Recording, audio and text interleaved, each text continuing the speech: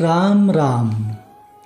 यह प्रवचन ज्योतिषी, तांत्रिक, वास्तुशास्त्र ऐसे बारे में नहीं है।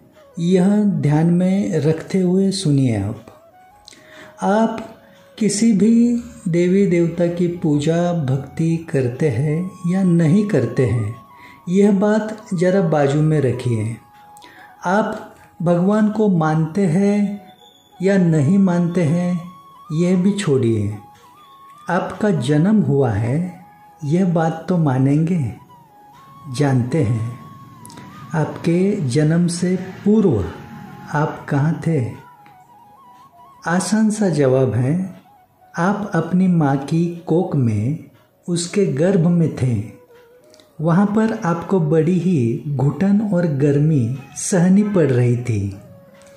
कब और कैसे मेरी सांस खुली होगी और कब मैं खुली हवा का एहसास कर पाऊँ, इस बड़ी बेचैनी में आपके दिन बीत रहे थे। और ऐसे में एक दिन आपकी वह इच्छा पूर्ण हो पाई। आपका एक दिन जन्म हुआ, आपने इस धरती पर सही सलामत प्रवेश किया और आपकी आत्मा को सुकून मिला। इसमें आपके माता पिता केवल एक माध्यम ठहरे, लेकिन एक ऐसी अद्भुत शक्ति ने आपके ऊपर कृपा बनाई थी, जिसकी एहसानों तले ही ये जिंदगी आपको मिली है। उस शक्ति का नाम है आपके कुलदेवता। मतलब आपके कुलदेवता के कृपा से ही आपका जन्म दिवस यानी आपको अपना बर्थडे निश्चित मालूम हो सका है। और आगे चलकर वही दिन आपके जीवन में आनंद उत्सव के रूप में मनाया जाना आरंभ हो चुका है। यही आपके जीवन का सबसे बड़ा सच है। लेकिन कुलदेवता के कृपा से ही जैसे जैसे आगे आपकी समझ और बुद्धि बढ़ती गई, आप अलग अलग देवी देवता चुनने लगे, खोजने लगे, कई जगह से अलग अलग सुनने लगे, अलग अलग देखकर वैसा ही करने लगे। एक बात तो अभी भी आपके समझ में नहीं आ रही है कि और कितना सुनते रहेंगे और देखते रहेंगे आप। हर बार हर कोई अलग ही बताता और दिखाता है। ऐसे में आपको अपने कुल का जो मूल है, अपने कुल देवता, उनके बारे में ठीक से ज्ञान ही नहीं हो पा रहा है। जो कुल देवता आपके जीवन का हर एक दिन, आपके जीवन का हर एक दिन आपको सारी खुशियाँ और आनंद देने के लिए, आपका हर दिन खास हैप्पी स्पेशल डे बनाने के लिए ही आपके कुल में मौजूद हैं, उनकी तरफ आप पूरी तरह से ध्यान ही नहीं दे रहे हैं और परेशानी पर परेशानी से तंग भरी जिंदगी सहते जा रहे हैं। इसी बात को पूरी विस्तार से आपको कुछ समझाने और आपकी मदद करने हेतु आज का यह प्रवचन बता रहे हैं आप सभी भाई बहनों को। इसे ध्यान से संपूर्ण सुनकर समझने का प्रयास कीजिए, क्योंकि कुल देवता को प्रसन्न रखना हर किसी के लिए क्यों जरूरी है। कुल देवता आपके लिए क्या क्या कर सकते हैं, और सिर्फ 10 मिनट का समय देकर अपने कुल देवता को बड़ी आसानी से कैसे प्रसन्न एवं संतुष्ट किया जा सकता है, इसके बारे में सभी रहस्य जो आपको पता ही नहीं है, वह सब विस्तार से इस प्रवचन में आप सुनने वाले हैं। अभी आपके मन में ऐसा सवाल जरूर आ सकता है, यह प्रवचन बताने में मेरा स्वयं का कौन सा फायदा छुपा हुआ है, और यह प्रवचन सुनने के बाद आपको क्या फायदा होने वाला है। ऐसे सवाल के जवाब हेतु पहले मेरा क्या फ़ायदा है इसमें यह अवश्य बताता हूँ। इस प्रवचन के माध्यम से खुद के लिए प्रतिष्ठा, प्रसिद्धि, कीर्ति पाना या स्वयं का नाम बनाना, खुद मशहूर होना, खुद के लिए पैसा कमाना, किसी से खुद के चरण स्पर्श करवा के लेना या किसी का गुरु बनने की कोशिश करना, इस तरह का हेतु बिल्कुल भी नहीं है। खुद एक अच्छा शिष्य बन पाना ही इतना कठिन कर्म होते हुए किसी का गुरु बनने की सोच को मैं अपने मन को छूने भी नहीं देता। वह काबिलियत, पात्रता मेरे गुरुदेव के पास थी। भले ही अभी वह मोक्ष प्राप्त अवस्था में लीन हो चुके हैं, लेकिन उनके पीछे भी मैं उनका एक अच्छा शिष्य बना रहूं, उनकी गद्दी का सम्मान करते हुए कुछ तो लोक कल्याण का सत्कर्म करते हुए चलता रहूं, जिससे गुरुदेव को खुशी मिलती रहे। मुझसे इसी कोशिश में मुझको जो गुरु कृपा से सत्व प्राप्त हुआ है, उसके द्वारा आप लोगों के प्रति आपकी जीवन की समस्या मुक्ति में कुछ तो काम आ पाऊँ, ऐसी सोच से यह सेवा कार्य का प्रयास करके मैं अपने गुरुदेव को लोक कल्याण के मेरे कर्म की गुरु दक्षिणा अर्पण करने का थोड़ा बहुत आनंद पाना, यही मेरा स्वयं का फायदा इस प्रवचन द्वारा होने वाला है। यह बात बिना छुपाए खुल के और विस्तार से मैंने आपको बताई है। अभी यह प्रवचन संपूर्ण सुनने के बाद सुनने से आपको क्या फ़ायदा होगा, यह भी विस्तार से बताता हूँ। जरा ध्यान से सुनिए। आपके कुलदेवता जब आप पर नाराज रहते हैं या क्रोधित होते हैं, तब आपके घर में निरंतर झगड़े, बीमारियाँ, एक दूसरे के साथ न बनना, शादी में रुकावटें, संतान सुख में रुकावट, निर्धनता, आर्थिक परेशानी, कर्ज की तकलीफ, शिक्षा, नौकरी में निराशा, धंधा कारोबार में नुकसान, मन में हमेशा किसी न किसी तरह का भय, गुप्त चिंता की व्याकुलता, किसी भी देवी देवता का सब कुछ करने के बाद भी परेशानियां कम न होते बढ़ते ही जाना, किसी भी तरह का उपाय काम नहीं आना, बाहर की काली जादू का, नज़र दोष का शिकार बन जाना, होम हवन जाप यज्ञ करके भी आध्यात्मिक उन्नति महसूस न होना, ऐसी तन मन धन से संबंधित कई सारी समस्या आपको झेलनी पड़ती है। ऐसे हालात में अपना 10 मिनट का समय बिताकर अपने कुलदेवता को कैसे प्रसन्न रखा जाता है और उनकी ही कृपा से शीघ्र ही कैसे हर एक आनंद आसानी से पाया जाता है, इसका राज, इसका रहस्य आप विस्तार से जानेंगे और आपके पूरे परिवार का कल्याण होगा। यह आपको ही प्रवचन सुनने से बड़ा फायदा होगा। मतलब आपके जीवन का ही नहीं, जन्म का कल्याण करने हेतु आपके कुलदेवता कैसे आपके काम आते हैं, वह भी आपके सिर्फ 10 मिनट का समय देने पर यह महा उपाय जानने के बाद आप अभी स्क्रीन पर थंबनेल में जो अकाउंट डिटेल्स, बैंक खाते की जानकारी देख रहे हैं, उस पर आपकी आर्थिक क्षमता अनुसार, आपकी इच्छा अनुसार दक्षिणा समझे या कंसल्टिंग फीस के रूप में कुछ धनराशि अवश्य भेजने का प्रयास कीजिए। मैं जो कुछ सेवा कार्य कर रहा हूँ उसमें मुझको यह मदद होगी आपसे। यह आपसे मेरा आग्रह तो नहीं है, लेकिन मेरी श्रद्धापूर्वक विनती को आप जरूर समझें।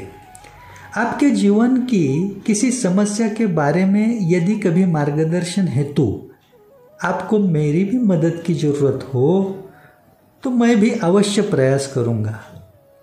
आपकी सहायता के लिए स्क्रीन पर जो संपर्क क्रमांक आप देख रहे हैं उस पर संपर्क कर सकते हैं। चलिए अभी आज का मेरा यह प्रवचन मैं हमारे आपके कुलदेवता के चरणों में श्रद्धा भाव से समर्पित करते हुए कुल देवता के बारे में अब तक आपको जो बातें पता ही नहीं है वह बताना शुरू करता हूँ। इस क्षण आप अपने कुल देवता का मन ही मन में स्मरण कीजिए और उन्हें प्रणाम कीजिए। कुल देवता का मतलब ही होता है आपके कुल के प्रमुख देवता। जिस कुल में आपका जन्म हुआ है उस कुल की निरंतर रक्षा करने वाले और हर तरह का आनंद देते रहने वाले देवता। आपके कुल के सदस्यों का पूरी तरह से उद्धार एवं कल्याण करने की इजाज़त और जिम्मेदारी जिस देवता पर भगवान ने सौंपी हुई है वही आपके कुल देवता हैं। सभी 33 करोड़ देवी देवताओं में से हर एक देवी देवता पर भगवान ने कुछ न कुछ अलग अलग जिम्मेदारियां सौंपी हुई हैं। जैसे कि सूर्यदेव के पास संपूर्ण सृष्टि को प्रकाशमान ऊर्जा और चैतन्य प्रदान करने की जिम्मेदारी है। चंद्रदेव सबको शीतलता देते हैं। पवन देव सभी जीवात्मा को प्राणवायु निरंतर देने की जिम्मेदारी निभाते हैं। वरुण देव सबको जल देकर जीवन चलायमान रखते हैं। उसी तरह से आपके कुल का उद्धार करने की और आपको सभी प्रकार का सुख एवं आनंद देने की जिम्मेदारी विधाता ने आपके कुल देवता को ही दी हुई है। यह बात आप हमेशा ध्यान में रखने का प्रयास करें। आप इस धरती पर जन्म लेने से पहले से ही आपके कुल देवता यहाँ पर मौजूद हैं।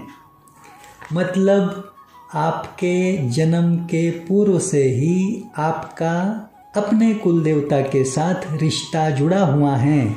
यह बात आपको कभी भी भूलनी नहीं चाहिए। आपके ग्राम देवता और कुल देवता अलग अलग भी हो सकते हैं। ग्राम देवता मतलब जिस गांव में आपका जन्म हुआ है उस गांव के सभी लोग जिस देवता को अपने गांव की रक्षा हेतु पूजते हैं उसका उत्सव मनाते हैं ऐसे देवता। और आपके कुल के कुल देवता आपके माता पिता द्वारा बड़े बुजुर्गों द्वारा आपको आसानी से समझ में आते हैं। इसलिए आपको ग्राम देवता और कुल देवता में जो अंतर है वह समझना भी उतना ही आवश्यक है। कुल देवता के अलावा आपकी श्रद्धा किसी अन्य देवी देवताओं पर जरूर हो सकती है, लेकिन अन्य कोई भी देवी देवता आपके कुल देवता की जगह नहीं ले सकते। और आपके कुल देवता आपके लिए जो कर सकते हैं वह कर नहीं सकते। यह हमेशा याद रखना। कुल देवता को छोड़कर आपने इस धरती के सभी 68 तीर्थ, 4 धाम और बाकी के सभी तीर्थ स्थल की यात्रा भी की तो वह सब कुछ निष्फल एवं व्यर्थ ही हो जाता है। आपने अन्य देवी देवता से जुड़कर दिन रात उनकी कितनी भी पूजा आराधना उपासना मंत्र जाप अनुष्ठान कुछ भी किया तो वह सब कुछ आपको अपने कुल देवता के चरणों में ही अर्पण करना जरूरी होता है। तभी वह आपके इष्ट देवता तक पहुंच पाता है। आपकी श्रद्धा सेवा आपके इष्ट देव तक पहुंचाने की जिम्मेदारी आपके प्रति आपके कुल देवता ही निभाते हैं। यह काम आप स्वयं प्रत्यक्ष नहीं कर सकते एवं ऐसा करने पर आप आपकी भक्ति में जितना आगे चलते रहेंगे उतनी ही आपको परेशानी और मुसीबतों में बढ़ोतरी का अनुभव होने लगता है। आप कहाँ कम पड़ रहे हैं या क्या गलती कर रहे हैं यह आपके समझ में ही नहीं आता है और आपका भरोसा टूटने लगता है। इसलिए बाकी का कुछ आपसे हो ना हो, लेकिन अपने कुल देवता को हमेशा खुश रखने का प्रयास आपको करना ही चाहिए। तभी आप अपना जीवन आनंद से भरा हुआ महसूस कर पाते हैं। आप शायद देव दोष, देव शाप, देव ऋण इसके बारे में जानते ना हो, लेकिन किसी समस्या से परेशान होकर किसी ज्योतिषी या तांत्रिक के पास जाने की सोचते हैं, नहीं तो अपने वास्तु को ही दोष देने लगते हैं। ऐसे में एक बात जरूर ध्यान में रखना कि आपके लिए सबसे बड़े ज्योतिषी और तांत्रिक आपके खुद के कुल देवता ही हैं, क्योंकि वह आपका नसीब भी बदलने की क्षमता रखते हैं। आपके जीवन में अगले क्षण में आपको मिलने वाला सुख एवं दुख सिर्फ आपके कुल देवता के ही हाथ में है। आपके जन्म कुंडली का कोई भी दोष, किसी भी ग्रह नक्षत्र की पीड़ा, दशा, महादशा एवं ढैया, साढ़े साती अथवा वास्तु दोष आप पर तभी हावी होते हैं और तकलीफ पहुंचाते हैं जब आपके कुल देवता आप पर नाराज रहते हैं। कुल देवता को संतुष्ट रखना क्यों जरूरी है, यह बात आपको थोड़ी बहुत तो समझ आ ही जाएगी धीरे धीरे। सिर्फ यह प्रवचन आखिर तक संपूर्ण सुनने का प्रयास करना। आपने कभी न कभी एक बात जरूर अनुभव की होगी, जब भी आपके किसी मंगल कार्य में, शादी समारोह में या किसी होम हवन यज्ञ में अथवा किसी तरह की पूजा, नवग्रह की पूजा एवं वास्तु पूजा जैसा कोई भी शुभ कार्य हो, उस समय संबंधित पंडित जी, गुरुजी सर्वप्रथम आपके कुल देवता का ही आवाहन करते हैं। इसका मतलब ऐसा है कि इस धरती के कोई पंडित जी भी आपके लिए आपके कुल देवता के बिना कुछ भी नहीं कर पाते, कुछ भी कर नहीं सकते। इतनी बड़ी महत्ता और ज़रूरत कुल देवता की होते हुए भी कुछ लोगों को तो खुद के कुल देवता ही मालूम नहीं है। इस बात से मन बड़ा दुखद होता है। अपने घर के, दुकान के एवं कार्यालय के पूजा घर में कुछ लोग कई सारे देवी देवताओं का संग्रह बनाए रखते हैं। ठीक है, हर किसी की श्रद्धा पर निर्भर होता है। चाहे कुछ भी आपको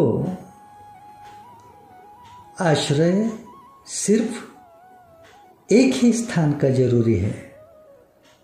ध्यान से सुनना, चाहे कुछ भी हो, आप चाहे कुछ भी करो, आपको आश्रय सिर्फ एक ही स्थान का जरूरी है और वो कायम रखना है, और वो स्थान है आपके कुलदेवता के चरण। वर्तमान के कलयुग में सच्चा भक्त बनना कठिन कर्म है। आपकी दिनचर्या में व्यस्तता की वजह से भक्ति करने, पूजा आराधना करने भले ही समय ना मिलता हो, सिर्फ अपने मन से निरंतर अपने कुल देवता के चरणों में आश्रित बने रहना और पूरे दिन में सिर्फ 10 मिनट का समय निकालकर एक काम करना, इसके बारे में मैं आगे जिक्र करके बताने वाला हूँ। जो कुल देवता आपके सांसों के असली मालिक हैं, स्वामी हैं, उनकी महिमा जितनी बताऊं उतनी कम ही है। फिर भी इस प्रवचन के माध्यम से आपको जितना हो सके उतना कम से कम समय में मैं समझाने का प्रयास कर रहा हूँ। त्रेता युग में जब रावण ने सीता माता को कपट नीति से लेकर जाने का कुकर्म किया था, तब सीता माता की खोज करने का प्रयास करते समय श्री हनुमान जी को उनके मार्ग में समुद्र की, सागर की रुकावट सामने आई थी। सुग्रीव महाराज ने उन्हें सुझाव दिया था कि उड्डान विद्या का इस्तेमाल करें और सागर को लांघकर आगे बढ़ें, लेकिन कई बार कोशिश करने के बाद भी बजरंगबली को हवा में उड्डान करना ही मुमकिन नहीं हो पा रहा था और वह बड़े ही चिंताग्रस्त हुए थे। उस वक्त जाम्बुवंत महाराज जी ने श्री हनुमान जी को उनके कुल देवता का स्मरण करने के लिए याद दिलवाया था और वही बात हनुमान जी भूल गए थे। जैसे ही अपने कुल देवता का मतलब वरुण देव का हनुमान जी ने स्मरण किया, तुरंत ही उन्हें हवा में उड्डान करके समुद्र को लांघ कर जाने में सफलता मिली थी। इससे यह बात आपके समझ में आई होगी कि श्री हनुमान जैसे रामदूत चिरंजीवी देवता भी अपने कुल देवता के बिना सफलता हासिल नहीं कर पाते, तो हम और आप जैसे आम जीवात्मा कैसे सफल हो सकते हैं। अभी आप पूछेंगे, दादा यदि कुलदेवता ही सर्वश्रेष्ठ एवं महत्वपूर्ण है तो अन्य देवी देवता का हम जो कुछ भी करते हैं वह सब व्यर्थ ही चला जाता है क्या? इसके जवाब हेतु एक ही बात को ध्यान में रखना है कि आप श्रद्धा भक्ति से बाकी जो कुछ भी करते हैं और यदि मन से अपने कुल देवता को समर्पित करते हैं तो वह व्यर्थ नहीं जाएगा। उन इष्ट देवी देवता की भी कृपा आपके कुल देवता के माध्यम से ही आप पर बरसती रहेगी। वैसे देखा जाए तो बाकी सभी देवी देवता भी आपका उद्धार करने में सक्षम हैं, वह कमजोर नहीं है, लेकिन वैसी इजाजत एवं जिम्मेदारी विधाता ने आपके कुल देवता को ही दी हुई है। इस बात को कभी भूलना नहीं है। अभी बड़े ही गंभीर रहस्य की तरफ मुड़ते हैं थोड़ा, जो आपके कुलदेवी के बारे में है। मैंने पिछले कई सालों से एक बात अनुभव की है। मुझसे मिलने आने वाले भाई बहनों में से 90% लोग तकरीबन बड़े आत्मविश्वास के साथ बोलते हैं कि दादा हम हमारे कुलदेवता का सब कुछ करते हैं। हर साल उनके स्थान पर यात्रा उत्सव मनाने, दर्शन करने एवं उन्हें भोग चढ़ाने भी जाते हैं, लेकिन फिर भी समस्या परेशानी बढ़ती ही जा रही है जीवन में। तब समझ में आता है कि ये ज़्यादातर लोग अपनी कुल देवी को अज्ञानतावश नज़रअंदाज करते हुए जी रहे हैं। कुल देवता अपने पिता हैं तो कुल देवी अपनी माता है। माता और पिता दोनों की शरण लेने से ही परिपूर्णता आती है। एक बात को अपने दिल और दिमाग में कायम चिपका कर रखना, अपने जीवन में हर तरह के आनंद की पूर्णता कुल देवी के हाथ में ही है। हर किसी का भाग्योदय कुल देवी के हाथ में ही है। कुल देवी अपनी माता है, अपनी शक्ति है, और शक्ति के बिना तो स्वयं शिव भी अधूरे हैं। शिव में ई की मात्रा ही शक्ति है। इसे हटाए ना तो शिव भी शव है। शव का मतलब होता है प्रेत। इससे ध्यान में आता है कि शक्ति के बिना पूर्णता ही नहीं है। यह संपूर्ण जगत संसार सृष्टि चक्र शक्ति द्वारा ही निरंतर चलायमान रहता है, क्योंकि सृष्टि उत्पत्ति के आरंभ में केवल आदि शक्ति ही प्रकट हुई थी और हमारी आपकी हर किसी की कुल देवी आदि शक्ति का ही अंश स्वरूप है। कुल देवी यदि नाराज हो तो इंसान के लिए सारे रास्ते बंद हो जाते हैं चारों ओर से। एक कदम आगे बढ़ने की कोशिश करें तो वह 10 कदम पीछे ही जाने लगता है। हालात इतने बिगड़ जाते हैं कि इंसान के मन में खुदकुशी की सोच निर्माण होती है। और सबसे बड़ी बात तो यह है कि यदि किसी की कुलदेवी पिछले कई पीढ़ियों से नाराज ही चलती आ रही है, तो वह इंसान भगवान से दूर ही रहता है। वह भगवान को ना मानने वाला बनता है। वह अंधविश्वास, अंधश्रद्धा का शिकार बनता है, लेकिन श्रद्धा भाव उसके मन को छूता भी नहीं है। जन्म दिवस, शादी समारोह, शादी की सालगिरह एवं अन्य किसी भी तरह के आनंद उत्सव में पास में का धन फिजूल में खर्च करेगा। धन कम गिरे तो कर्ज ऋण लेकर आनंद उत्सव मनाने की कोशिश करेगा, लेकिन दान धर्म के पुण्य कर्म करते समय बहुत सोचेगा। दैवी कृपा पाने से वह हमेशा चूकता रहेगा और धीरे धीरे परेशानियों में घिरा रहेगा। आप सिर्फ इतना ही ध्यान में रखिए कि आज आपके पास खूब सारा धन, संपदा, प्रतिष्ठा, मान, रुतबा, सम्मान है, लेकिन वह सब कुछ कितने समय काल रखना है, यह सिर्फ और सिर्फ आपकी कुलदेवी के हाथ में ही होता है। वैसे ही आपकी हर तरह की इच्छा पूर्ति की पूर्णता भी कुलदेवी के हाथ में ही है। अभी सबसे महत्वपूर्ण बात सुनिए। जिनके ऊपर कुलदेवता और कुलदेवी दोनों भी नाराज, क्रोधित रहते हैं, उनका खुद के हक का मकान मतलब घर नहीं बन पाता। उनको किराए के घर में जीवन बिताना पड़ता है। यदि पिछले जन्म के पुण्य फल द्वारा उन्हें बड़ा और आलीशान मकान भी नसीब हुआ, तो वह किसी न किसी वजह से ज़्यादातर घर से दूर ही रहेंगे। घर में उन्हें मन शांति नहीं महसूस होगी। नींद आने हेतु भी नींद आने की दवा गोली का सहारा उन्हें लेना पड़ता है। किसी न किसी बुरी आदत, बुरी लत के वह शिकार बन जाते हैं। और हंसी की बात तो यह है कि अभी इस प्रवचन के माध्यम से कल्याण हेतु मैं जो कुछ भी समझाने की कोशिश कर रहा हूँ, वह बात ही उनकी समझ में नहीं आएगी। उनके दिमाग में तुरंत आएगा या ऐसा कुछ नहीं होता। उन्हें अपने कुलदेवता कुलदेवी के बारे में यकीन ही नहीं आएगा।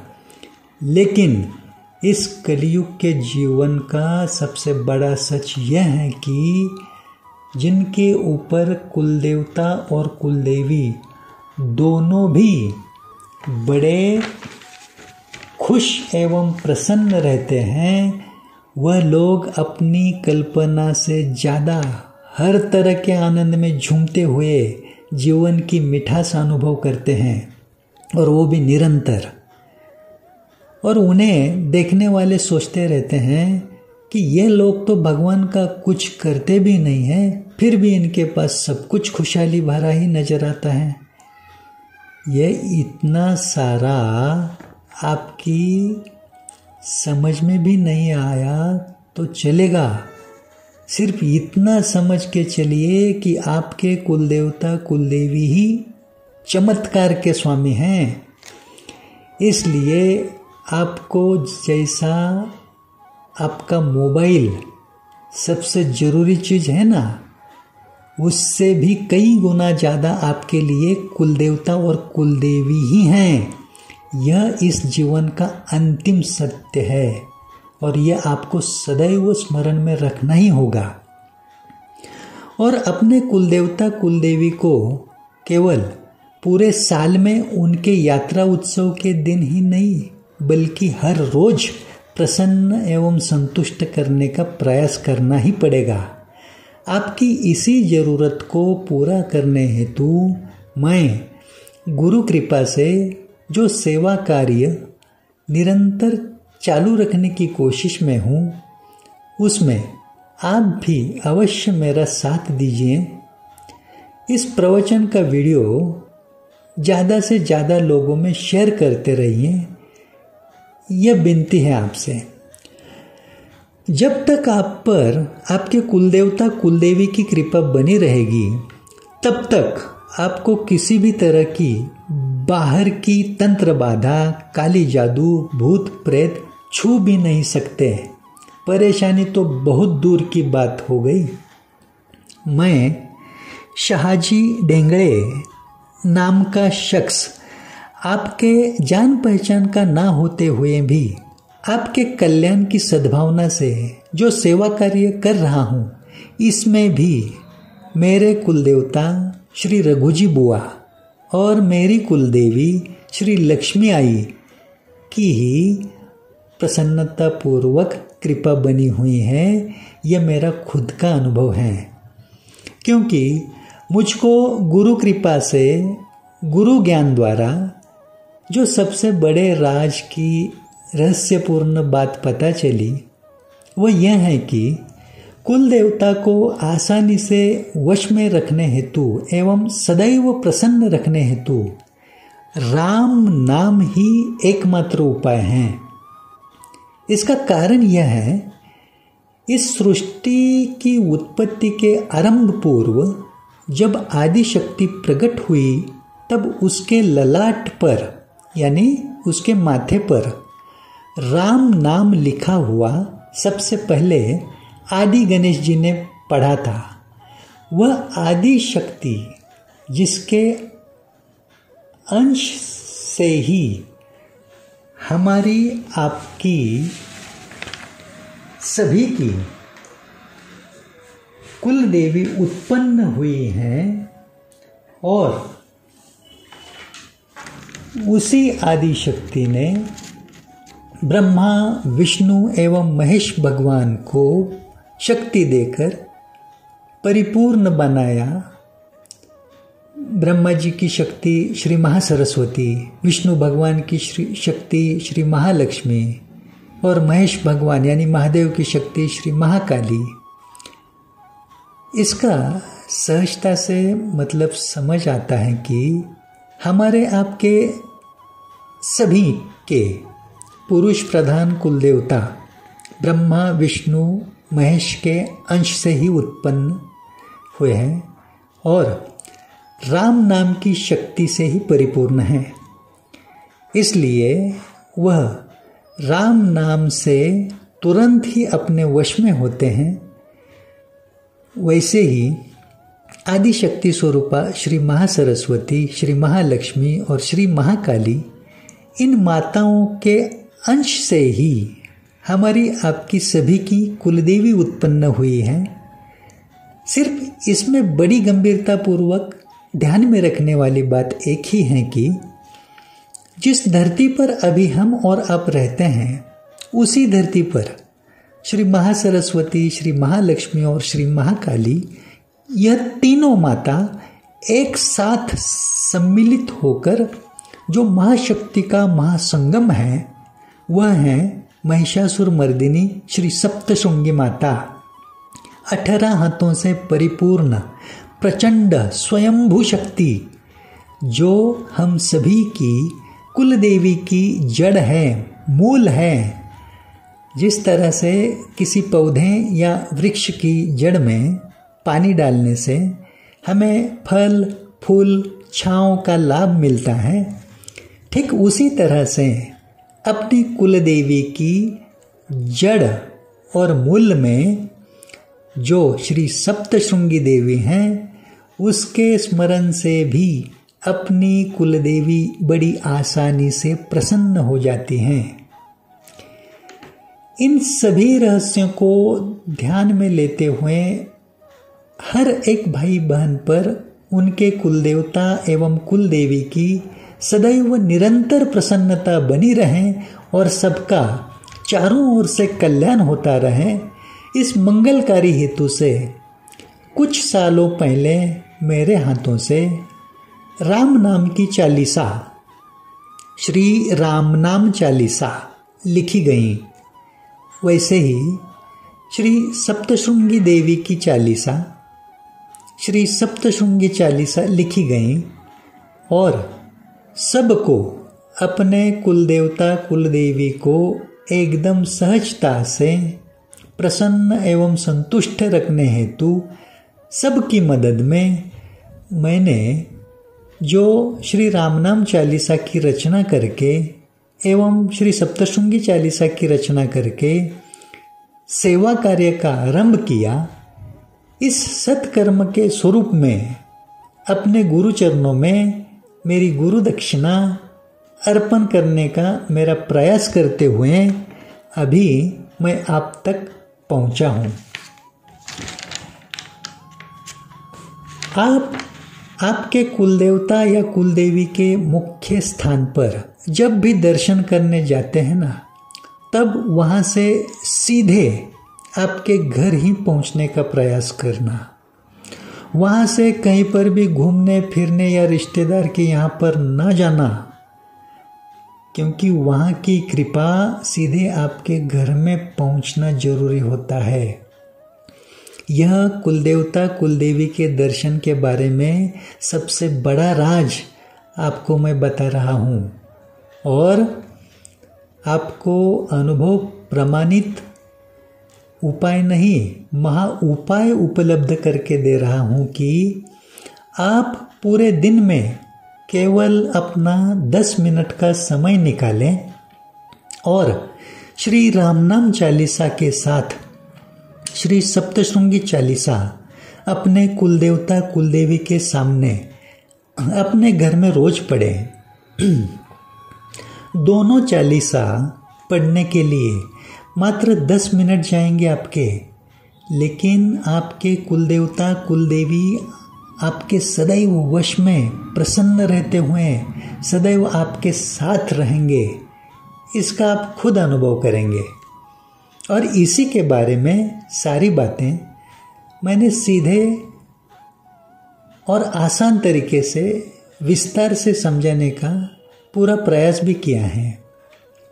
आपको श्री रामनाम चालीसा एवं श्री सप्तशृंगी चालीसा यह दोनों पुस्तिका प्रसाद स्वरूप में मुफ्त में आपके घर के पते पर भी प्राप्त हो पाएगी।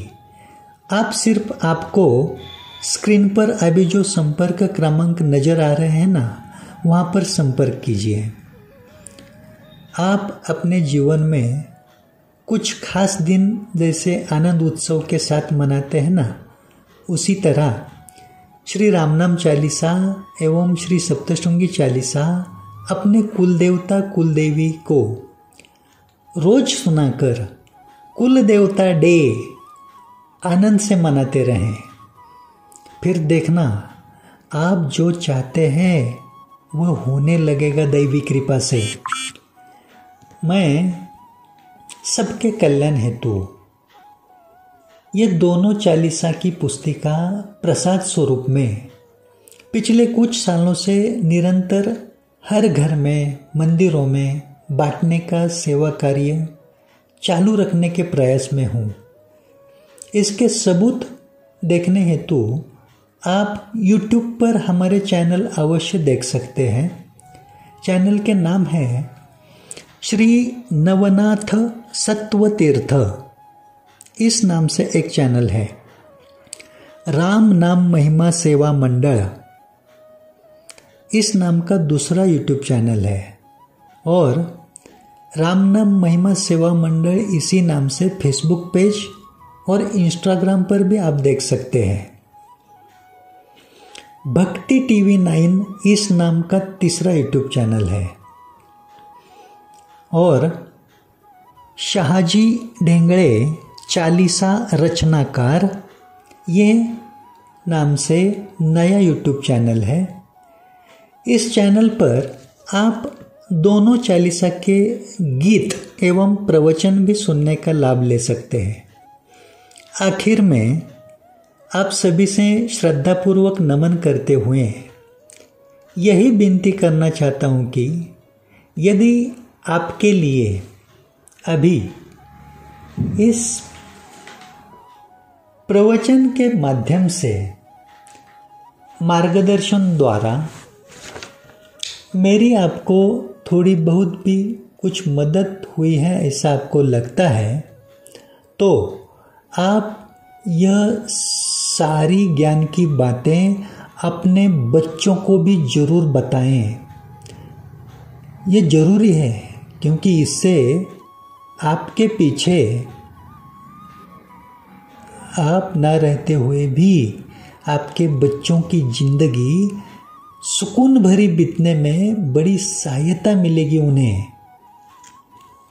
और आप भी हो सके तो मुझे भी अवश्य कुछ मदद भेजने का प्रयास करें, क्योंकि श्री रामनाम चालीसा और श्री सप्तशृंगी चालीसा यह दोनों पुस्तिका प्रसाद स्वरूप में हमने अब तक ढेर सारे लोगों तक पिछले कुछ सालों में निरंतरता से पहुंचाने का सफलतापूर्वक प्रयास किया है।